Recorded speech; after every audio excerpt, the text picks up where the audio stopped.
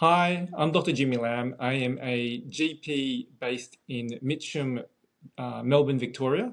I'm also a skin cancer medicine doctor and I'm a lifestyle medicine doctor as well. Today, I want to talk to you about the health benefits of light and especially certain forms of light therapy that we can use to improve our health. So, most of us know what light is, and especially if I say the biggest source of light that most of us, hopefully most of us see, would be sunlight.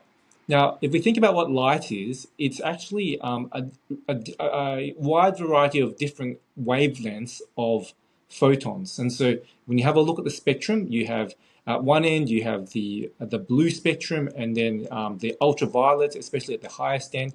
And as you move down the spectrum, you've got the different colors of the rainbow, effectively. And then at the very longer wavelengths, you have your infrared spectrum. Now, why is it important? It's because each one of these aspects are actually important for our health. So many of us are aware that sunlight's really important because the UV part helps to make vitamin D when it hits our skin, and it converts some of the hormones in our skin to vitamin D, so that it's important for our bone health. But actually, it's much more than that. Obviously, we know a lot about how vitamin D is important for bone health, but for those who travel a lot, you also know that sunlight is important for jet lag. So why is it that people get jet lag? Well, when they fly from one time zone to another, their body's still living in the old time zone where their physical body is in a new time zone. But what actually determines their body clock or their circadian rhythm? It's actually sunlight. For how sleep works, it's most of us have heard of a sleep hormone called melatonin.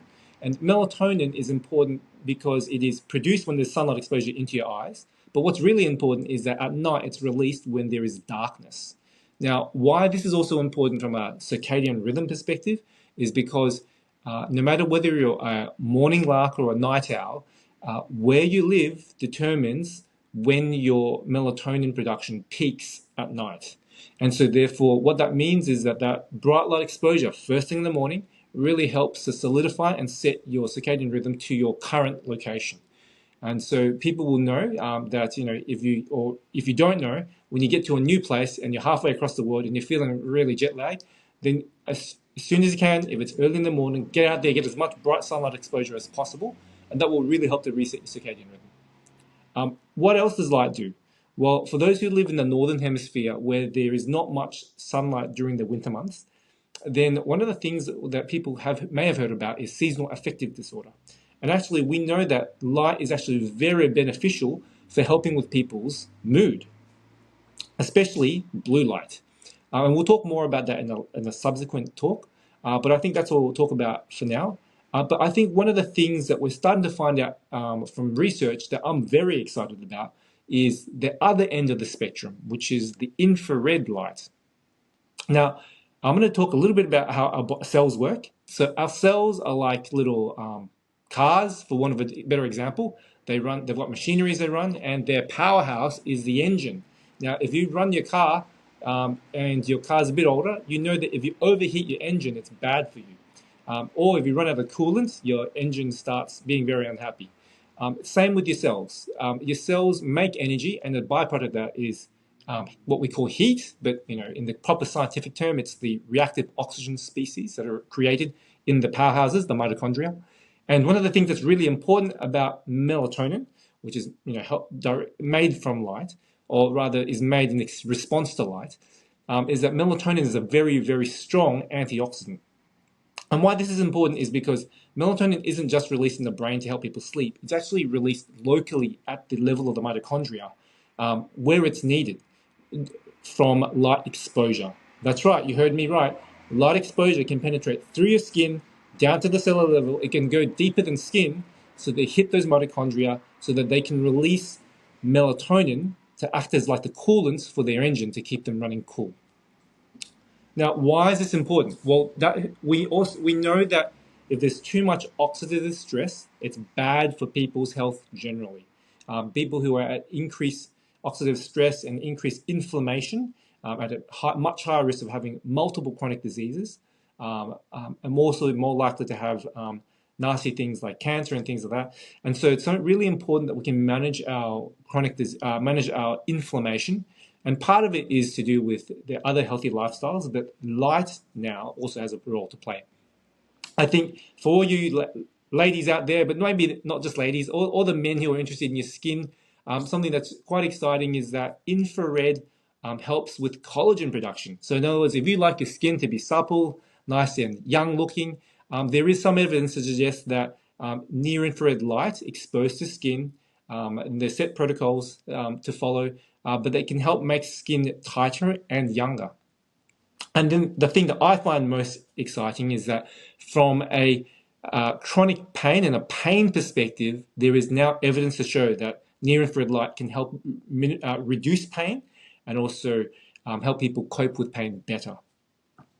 So also for those who have had sprains and strains, something that really helps with healing is that studies show that twice a week to 4 times a week exposure to near-infrared light at certain intensities, at certain wavelengths, for about 15 minutes to half an hour each treatment, can actually shorten time to recovery for athletes. And the shortening of recovery period was cutting it down by a third. So it's actually not an insignificant speed up in recovery period. So there's a lot of uses for light, a lot of health benefits for light. Now, what is the cheapest source of light we can get? It's sunlight. Now, I'm also a skin cancer doctor, so I'm mindful that we're all worried about skin cancer. But one of the beneficial things about the spectrum of light is that different spectrums of light have different benefits. And so for some of the infrared benefits I mentioned about, infrared actually is, you know that you're getting enough of it when you can feel the warmth of the sun. And so what that means is that you can actually get it early in the morning or mid to late afternoon, and you can get enough at those time periods when the UV is not as strong. And so there's actually ways to mitigate your skin cancer risk and at the same time get the benefits of the infrared from the sun. The other thing that's really important, as I mentioned before, is infrared can penetrate to a certain depth. Some people estimate that it can penetrate up to 8 centimeters deep past skin. That's quite some distance. And so why that's important is because it means that you don't have to be sunbaking to get the benefits of the infrared. You can be wearing your clothes, and as long as you're feeling the warmth of the sun, you can be even wearing your hat, but as long as you're feeling the warmth of the sun, you're getting some benefits from the infrared. Now, if you happen to be in a country where you don't get a lot of sunlight, or you need a bigger dose of infrared, well, at Lifestyles Medicine, we have an infrared treatment lamp that is TGA approved and is scientifically proven to be beneficial. So certainly come by, pay us a visit if you're finding that you've got some things, and we can certainly check to see if that's something that's suitable for you. I do want to put a bit of a proviso for this. This is obviously a general educational talk because there are certain people and certain conditions that means that light therapy may not be appropriate for them. So the particular ones are if they're on a photosensitizing medication or if they're on photodynamic therapy, then these people, I would discourage them from using light therapy while they're on those medications or on those treatments. As always, check with your local GP, make sure it's right for you, check with your local your lifestyle medicine doctor, or check with us if you're coming in to see us, and we'll just make sure that everything's okay before you get your light therapy. I'm Jimmy Lamb from Lifestyles Medicine. Good to chat to you. Lifestyles Medicine, precision in wellness.